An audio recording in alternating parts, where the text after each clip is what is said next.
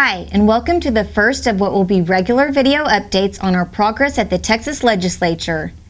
I'm Kaylin Sanders, the Director of Marketing for the National Cutting Horse Association, and we are part of Win for Texas, which is the public advocacy arm on the effort to educate the legislature and Texas voters on the benefits of allowing slot machines at racetracks and Indian reservations in Texas.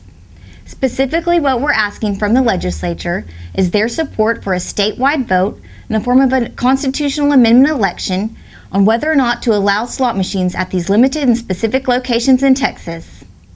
Right now, Texans spend about $2.5 billion a year on gambling in neighboring states. Most of this money could be staying in Texas, but instead our horse industry and thousands of jobs are leaving with that cash. If you're watching this, then you're probably already familiar about some of the budget challenges our elected officials in Austin are currently facing. You're probably also familiar with some of the budget cuts they're considering to help balance the budget. Our proposal would bring in close to $1 billion a year in tax revenue, which would help offset some of the harshest cuts. Last month, Win for Texas put out a statewide poll that offered some very encouraging news. The vast majority of Texans agree with us. 64% of those polled said that they are in favor of having slot machines at racetracks and Indian reservations in Texas, while 82% of these individuals would like the chance to vote on it. The most exciting thing I have to report is that legislation was recently filed to do these things.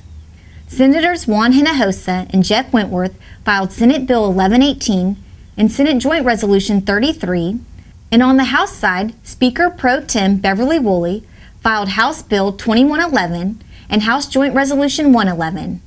We hope to have a committee hearing soon to help move these bills forward. We won't be able to do this without your help, though. Make sure to sign up for our email list at winfortexas.com and also follow us on Facebook and Twitter.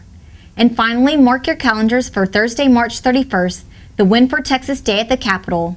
This will be your opportunity to meet with Texas legislators and let them know how important this legislation is to you. Until then, stay tuned and informed. We'll be back with more updates. Thanks, and God bless Texas.